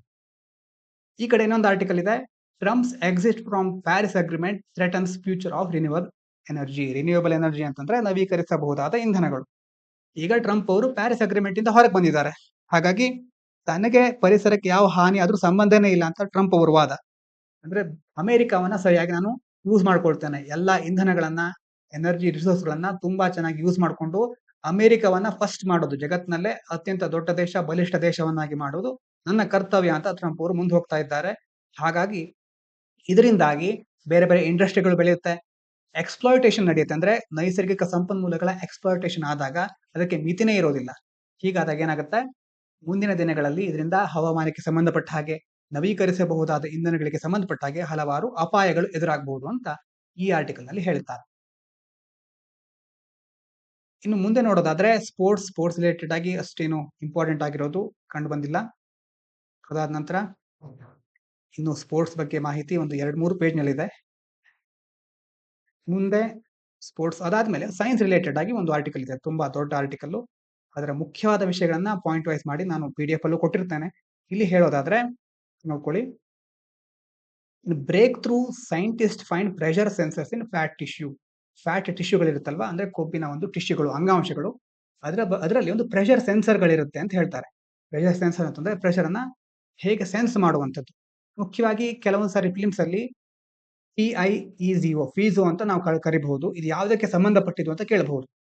ಫೀಸೋ protein help us sense pressure. ಆ ಫೀಸೋ ಅನ್ನೋದು ಒಂದು ಪ್ರೋಟೀನ್, ಅದು ಏನ್ ಮಾಡುತ್ತೆ, ಪ್ರೆಷರ್ ಅನ್ನ ಸೆನ್ಸ್ ಮಾಡ್ಲಿಕ್ಕೆ ನಮಗೆ ಸಹಾಯ ಮಾಡುತ್ತೆ. Scientists discovered Piezo-01 and Piezo-02 proteins which help our bodies sense touch, pain, body position and even control metabolism and digestion. ಏನ್ ಮಾಡ್ತವೆ ಇವು Piezo-1 ಮತ್ತೆ Piezo-02? ಇದು ಪ್ರೋಟೀನ್ಗಳು. ಇವು ಮುಖ್ಯವಾಗಿ ಬಾಡಿಯಲ್ಲಿ ಬೇರೆ ಬೇರೆ ಸೆನ್ಸ್ ಆಗೋದು, ನಮ್ಗೆ ಟಚ್ ಆಗೋದು, ಪೇನ್ ಆಗೋದು, ಬಾಡಿ ಪೊಸಿಷನ್ ಆಗುತ್ತಲ್ಲ, ಮೂವ್ಮೆಂಟ್ ಮಾಡೋದು, ಮತ್ತೆ ಮೆಟಬಾಲಿಸಮ್ ಮತ್ತೆ ಡೈಜೆಷನ್, ಜೀರ್ಣಾಂಗ ಕ್ರಿಯೆಗಳನ್ನ ಎಲ್ಲವನ್ನ ಕಂಟ್ರೋಲ್ ಮಾಡ್ಲಿಕ್ಕೆ ಫೀಸೋ ಪ್ರೋಟೀನ್ಗಳು ಹೆಲ್ಪ್ ಮಾಡುತ್ತೆ. Piezo-02 ಅಂತಂದ್ರೆ ಹೆಲ್ಪ್ಸ್ ಇನ್ ಫ್ಯಾಟ್ ರೆಗ್ಯುಲೇಷನ್. ದೇಹದಲ್ಲಿ ಕೊಬ್ಬಿನ ಅಂಶ ಇರುತ್ತಲ್ವಾ, ಅದನ್ನ ನಿಯಂತ್ರಿಸಲಿಕ್ಕೆ ಫೀಸ್-02 ಅಂತ ಕರಿಬಹುದು. ಅದು Piezo-2 ಅಂತಾನೆ ಹೇಳ್ತೇವೆ. ಅದು ಯಾವ್ದಕ್ಕೆ ಹೆಲ್ಪ್ ಮಾಡುತ್ತೆ, ಫ್ಯಾಟ್ ರೆಗ್ಯುಲೇಷನ್ಗೆ ಹೆಲ್ಪ್ ಮಾಡುತ್ತೆ. New study found that fat tissue use Piezo-2 send signals to the brain about mechanical changes which could affect metabolism and weight control. ಮುಖ್ಯವಾಗಿ ದೇಹದ ವೇಟ್ ಇರುತ್ತಲ್ವಾ, ಅದನ್ನ ಕಂಟ್ರೋಲ್ ಮಾಡ್ಲಿಕ್ಕೆ, ಮತ್ತೆ ದೇಹದ ಇಡೀ ಮೆಟಬಾಲಿಸಮ್, ದೇಹದ ಎಲ್ಲಾ ಚಯಾಪಚಯ ಕ್ರಿಯೆಗಳನ್ನ ಕಂಟ್ರೋಲ್ ಮಾಡ್ಲಿಕ್ಕೆ ಬ್ರೈನಿಗೆ ಸಿಗ್ನಲ್ ಗಳನ್ನ ಕಳಿಸೋದು ಇದರ ಕೆಲಸ. ಯಾವ್ದ್ರದ್ದು, Piezo-2. Piezo channels are crucial for gut health. ಅಂದ್ರೆ ಕರುಳಿನ ಆರೋಗ್ಯ ಇರುತ್ತಲ್ವಾ, ಕರುಳು, ಗಟ್, ಅದರ ಆರೋಗ್ಯಕ್ಕೂ ಸಹ ಫೀಸೋ ತುಂಬಾ important. Another study showed that piezo channels help gut stem cells grow properly. ಕರುಳಿನ ಸ್ಟೆಮ್ ಸೆಲ್ಗಳು, ಅಂಗಾಂಶಗಳು ಸರಿಯಾಗಿ ಬೆಳವಣಿಗೆ ಆಗಲಿಕ್ಕೆ ಈ ಫೀಸೋಗಳು ತುಂಬಾ important. Without them mice suffered from serious gut issues and even died. ಈಗ ಮುಖ್ಯವಾಗಿ ವಿಜ್ಞಾನಿಗಳು, ನೀವು ನೋಡಿರಬಹುದು, ಇಲಿಗಳ ಮೇಲೆ ಪ್ರಯೋಗ ಮಾಡ್ತಿರ್ತಾರೆ. ಕೆಲವು ಇಲಿಗಳು ಈ ಫೀಸೋ ಇಶ್ಯೂಗಳಿಂದಾಗಿ ಕರುಳಿನ ಕೆಲವೊಂದು ಸಮಸ್ಯೆಗಳನ್ನು ಅನುಭವಿಸಬೇಕಾಯಿತು, ಮತ್ತೆ ಕೆಲವೊಂದು ಇಲಿಗಳು ಇದರಿಂದ ಸಾವನ್ನಪ್ಪಬೇಕಾಯಿತು. ಈ ಆರ್ಟಿಕಲ್ ಮುಖ್ಯವಾಗಿ ನೋಡ್ಕೋಬೇಕಾಗಿರೋದು ಫೀಸೋ ಅಂದ್ರೆ ಪ್ರೋಟೀನ್ಗಳು ಯಾವ್ದಕ್ಕೆ ಹೆಲ್ಪ್ ಮಾಡುತ್ತೆ, ಪ್ರೆಷರ್ ಸೆನ್ಸ್ ಮಾಡಕ್ಕೆ, ಅದರ ಜೊತೆ ಫ್ಯಾಟ್ ರೆಗ್ಯುಲೇಷನ್ ಮಾಡಕ್ಕೆ. ಇವಿಷ್ಟು ನೆನಪಿದ್ರೆ ಸಾಕು ಇವತ್ತಿನ ಈ ಆರ್ಟಿಕಲ್ ನಲ್ಲಿ. ಇನ್ನು ಮುಂದೆ ಟೆಕ್ಸ್ಟ್ ಕಂಟೆಕ್ಸ್ಟ್ ಅಲ್ಲಿ what do draft data production rules state, ಇದರ ಬಗ್ಗೆ ನಾವು ಕೆಲವೊಂದು ಸಾರಿ ಮಾತಾಡಿದೀವಿ. ಇದನ್ನ ಜಿಸ್ಟ್ ನೋಡಿದ್ರೆ ಸಾಕು, ಹಾಗಾಗಿ ನಿಮ್ಗೆ ಅರ್ಥ ಆಗ್ಬಿಡುತ್ತೆ. ಡೇಟಾ ಲೋಕಲೈಸೇಷನ್ ಅನ್ನೋ ಒಂದು ಟರ್ಮ್ ಬಂದಿದೆ ಇಲ್ಲಿ. ಏನಂತ ಹಾಗಂದ್ರೆ ಏನು ಅಂತಂದ್ರೆ, data localisation refers to measures that restrict the flow of data within a jurisdiction border. ನಮ್ಮ ದೇಶದ ಎಷ್ಟೋ ಜನರ ಮಾಹಿತಿ ಇರುತ್ತೆ, ಅದು ನಮ್ಮ ದೇಶದ ಗಡಿ ಭಾಗವನ್ನ ಬಿಟ್ಟು ಹೊರಗಡೆ ಹೋಗದ ಹಾಗೆ ನೋಡ್ಕೊಳ್ಳೋದು ಡೇಟಾ ಲೋಕಲೈಸೇಷನ್ ಕೆಲಸ. ಲೋಕಲ್ ಆಗಿ ಆ ಡೇಟಾ ಇರಬೇಕು, ಮಾಹಿತಿಗಳು ನಮ್ಮ ದೇಶದೊಳಗಡೆ, ದೇಶದ ಗಡಿಯ ಒಳಗಡೆ ಸ್ಟೋರ್ ಆಗಿರಬೇಕು ಅಂತ ಡೇಟಾ ಲೋಕಲೈಸೇಷನ್ ಹೇಳುತ್ತೆ. While the DPDP Act permits the government to limits personal data transfer, ಈ DPDP ಆಕ್ಟ್ ನಲ್ಲಿ ಏನ್ ಹೇಳ್ತಾರೆ, ಬೇರೆ ಕಡೆ ಪರ್ಸನಲ್ ಡೇಟಾ ಟ್ರಾನ್ಸ್ಫರ್ ಆಗೋದನ್ನ ಲಿಮಿಟ್, ಅದಕ್ಕೆ ಒಂದು ಮಿತಿಯನ್ನು ಹಾಕ್ತಾರೆ. It confines such restrictions to specific notified countries. ಕೆಲವು ನೋಟಿಫೈಡ್ ಆದ ಕಂಟ್ರಿಗಳಿಗೆ ಮಾತ್ರ ಇದು ರೆಸ್ಟ್ರಿಕ್ಷನ್ ಗಳನ್ನು ಹಾಕುತ್ತೆ, ಮತ್ತೆ ಕೆಲವು ದೇಶಗಳಿಗೆ ಇದು ಅವಕಾಶ ಮಾಡಿ ಕೊಡುತ್ತೆ. ಎರಡನೇ ಪಾಯಿಂಟ್ ಇದರಲ್ಲಿ ಮುಖ್ಯವಾಗಿ ನೋಡಬೇಕಾಗಿರೋದು, section 36 of the DPDP act read in conjunction with Rule 22. It empowers the union government through the designated authorized person demand any information from a data fiduciary intermediary. ಮುಖ್ಯವಾಗಿ ಇಲ್ಲಿ ಹೇಳ್ತಾ ಇರೋದು ಏನಂತಂದ್ರೆ, ಗೌರ್ಮೆಂಟ್ ಅದಕ್ಕೆ ಅವಶ್ಯಕತೆ ಇದ್ರೆ ಯಾವುದೇ ಒಂದು ಡೇಟಾ ಎಂಟಿಟಿಗಳಿಂದ, ಬೇರೆ ಬೇರೆ ಕಂಪನಿಗಳಿಂದ ತನಗೆ ಬೇಕಾದ ಡೇಟಾವನ್ನ ಪಡೆಯಬಹುದು ಅಂತ. The union government is currently soliciting feedback on the draft rules through a fiduciary framework that effectively precludes both public disclosure and the submission of counter comments. ಈಗ ಯಾವುದೇ ಒಂದು ರೂಲ್ ಬಂದಾಗ, ಡ್ರಾಫ್ಟ್ ಆದಾಗ ಜನರಿಗೆ ಅದರ ಬಗ್ಗೆ ಫೀಡ್ಬ್ಯಾಕ್ ಕೊಡ್ಲಿಕ್ಕೆ ಅವಕಾಶ ಇರುತ್ತೆ. ಹಾಗಾಗಿ ಸರ್ಕಾರ ಅವಕಾಶವನ್ನು ತೆಗೆದಿಟ್ಟಿದೆ, ಎಲ್ಲರ ಮುಂದೆ ಆ ಒಂದು ರೂಲ್ಸ್ ಗಳನ್ನ ತೆರೆದಿಟ್ಟಿದೆ. ಹಾಗಾಗಿ ಅದಕ್ಕೆ ಕೌಂಟರ್ ಕಮೆಂಟ್ ಅನ್ನು ಕೊಡೋರು, ಹಾಗೆ ಅದರ ಬಗ್ಗೆ ಅನಿಸಿಕೆಗಳನ್ನ ವ್ಯಕ್ತಪಡಿಸುವವರು ವ್ಯಕ್ತಪಡಿಸಬಹುದು. ಅದಾದ ನಂತರ ಕೆಳಗಡೆ ಇನ್ನೊಂದು ವಿಷಯ, what is the status of the smart cities mission. Smart cities mission ಈಗ ಯಾವ ಸ್ಟೇಟ್ ಅಲ್ಲಿ ಇದೆ ಹಾಗಾದ್ರೆ? ಹಲವಾರು ದಿವಸಗಳಿಂದ ಕೇಳ್ತಾ ಇದೀವಲ್ವಾ, ಸ್ಮಾರ್ಟ್ ಸಿಟೀಸ್ ಮಿಷನ್ ನಾವು ಭಾರತದಲ್ಲಿ ತಂದಿದ್ದೇವೆ ಅಂತ. ಮುಖ್ಯವಾಗಿ ಸ್ಮಾರ್ಟ್ ಸಿಟೀಸ್ ಅಂತಂದ್ರೆ ಏನು? Smart cities initiative was based on the internet of things. Internet of things ಅಂತಂದ್ರೆ ಇಂಟರ್ನೆಟ್ ಮೂಲಕ ಎಲ್ಲಾ ವಸ್ತುಗಳನ್ನ ಕನೆಕ್ಟ್ ಮಾಡೋದು. ನೀವು ಬೆಳಗ್ಗೆ ಎದ್ರಿ ಅಂತಂದ್ರೆ ನಿಮ್ಮ ಮನೆಯಲ್ಲಿರೋ ಡಿವೈಸ್ ಗಳಿಗೆ ಆಟೋಮೆಟಿಕಲಿ ಗೊತ್ತಾಗುತ್ತೆ. ನೀವು ಹೋಗೋ ತನಕ ನೀರು ಬಿಸಿಯಾಗಿರುತ್ತೆ ಆಟೋಮೆಟಿಕಲಿ. ನೀವು ಟ್ರಾಫಿಕ್ ಅಲ್ಲಿ ಹೋಗ್ತಾ ಇದ್ರೆ ನಿಮ್ಮ ಆಫೀಸಿಗೆ ತಕ್ಷಣ ಮೆಸೇಜ್ ಹೋಗುತ್ತೆ, ಈಗ ಇವರು ಬರೋದು ಲೇಟ್ ಆಗುತ್ತೆ ಅಂತ. ಅಂದ್ರೆ ಎಲ್ಲವೂ ಇಂಟರ್ ಕನೆಕ್ಟ್ ಆಗಿರುತ್ತೆ. ಬೇರೆ ಬೇರೆ ಡಿವೈಸ್ಗಳು ಇಂಟರ್ನೆಟ್ ಮೂಲಕ ವರ್ಕ್ ಆಗುತ್ತೆ, ಇಂಟರ್ನೆಟ್ ಆಫ್ ಥಿಂಗ್ಸ್ ಅಂತ. ಈಗ ಸ್ಮಾರ್ಟ್ ಸಿಟಿಲಿ ಇಂಟರ್ನೆಟ್ ಆಫ್ ಥಿಂಗ್ಸ್ ಅನ್ನ ಯೂಸ್ ಮಾಡ್ಲಿಕ್ಕೆ ಮುಖ್ಯವಾಗಿ ನಾವು ಹೊರಟಿರೋದು that works well in advanced capitalist countries. ಅಂದ್ರೆ ದೊಡ್ಡ ದೊಡ್ಡ ದೇಶಗಳಲ್ಲಿ ಇದು ಚೆನ್ನಾಗಿ ವರ್ಕ್ ಆಗಬಹುದು.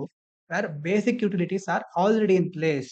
ಅಂದ್ರೆ ಮೂಲಭೂತ ಸೌಕರ್ಯಗಳು ಮೊದಲು ಇದ್ದಾಗ ಅದನ್ನ ಅಡ್ವಾನ್ಸ್ಮೆಂಟ್ ಮಾಡ್ಲಿಕ್ಕೆ, ಅಂತಂದ್ರೆ ಅದನ್ನ ಅಭಿವೃದ್ಧಿ ಪಡಿಸಲಿಕ್ಕೆ ಐಒಟಿ ಇಂದ ಹೆಲ್ಪ್ ಆಗುತ್ತೆ. ಭಾರತದ ಎಷ್ಟೋ ಪ್ರದೇಶಗಳಲ್ಲಿ ಮೂಲ ಸೌಕರ್ಯಗಳೇ ಇಲ್ಲ.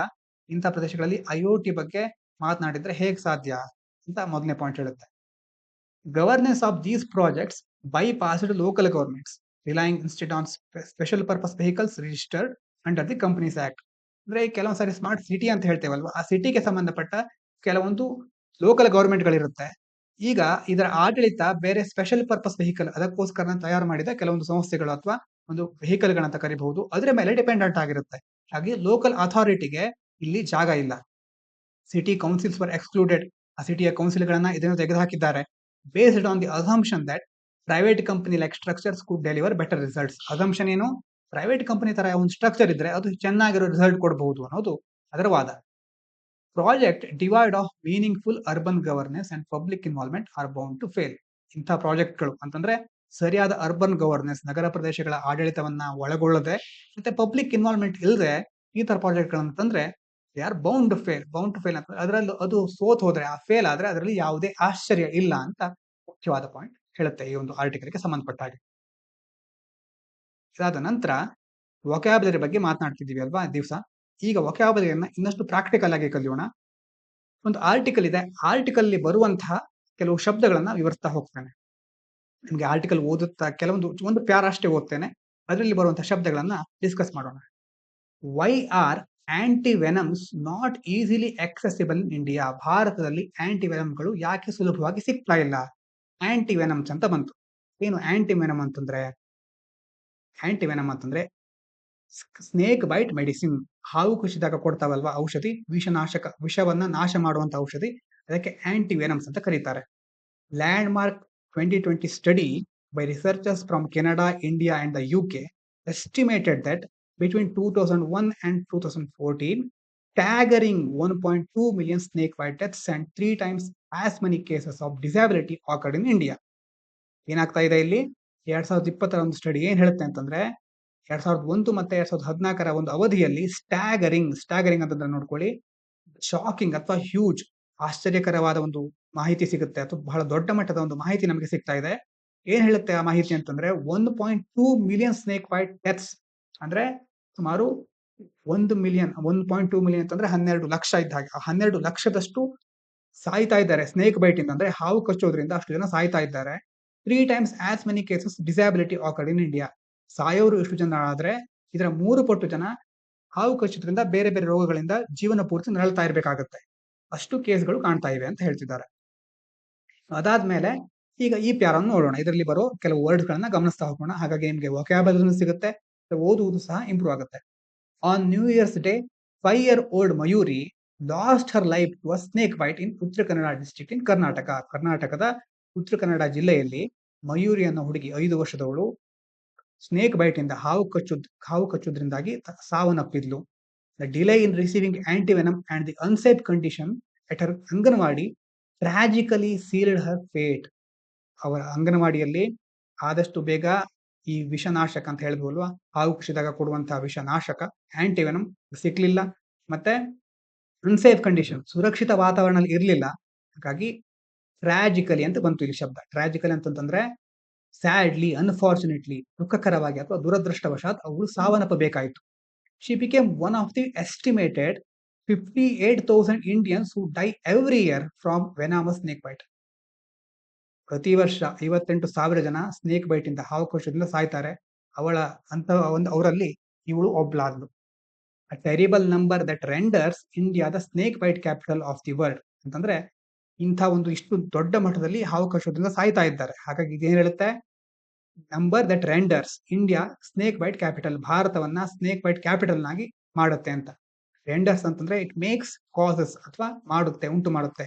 ಇಷ್ಟು ದೊಡ್ಡ ನಂಬರ್ ನಿಂದಾಗಿ ಭಾರತ ಸ್ನೇಕ್ ಬೈಟ್ ಕ್ಯಾಪಿಟಲ್ ಆಗಿ ಮಾಡಿದೆ. ಈಗ ಸ್ನೇಕ್ ಬೈಟ್ ಕ್ಯಾಪಿಟಲ್ ಆಗಿದೆ ಅಂತ, ಹಾವು ಕಚ್ಚೋದ್ರ ರಾಜಧಾನಿ of the world, and highlights the scale of this preventable crisis. What makes snake venom so deadly and how does antivenom neutralise its effect. ಹಾಗಾದ್ರೆ ಈ ಒಂದು ಸ್ನೇಕ್ ವೆನಮ್ ಇದೆಯಲ್ವಾ, ಹಾವಿನ ವಿಷ ಯಾಕೆ ಅಷ್ಟೊಂದು ವಿಷಕಾರಿಯಾಗಿರುತ್ತೆ, ಮತ್ತೆ ಆಂಟಿವೆನಮ್ ಅಂತಂದ್ರೆ ಈಗ ನೋಡಿದ್ವಲ್ವಾ, ಅದಕ್ಕೆ ವಿಷವನ್ನ ನಾಶ ಮಾಡುವಂತ ಔಷಧಿ. ಅದು ಹೇಗೆ ಆ ಒಂದು ವಿಷವನ್ನ ಕೊಲ್ಲುತ್ತೆ, ವಿಷ ಪ್ರಮಾಣವನ್ನು ತಗ್ಗಿಸುತ್ತೆ. ನ್ಯೂಟ್ರಲೈಸ್ ಅನ್ನೋ ಶಬ್ದ ಬಂತು, ಇದು ನೋಡ್ಕೊಳ್ಳಿ.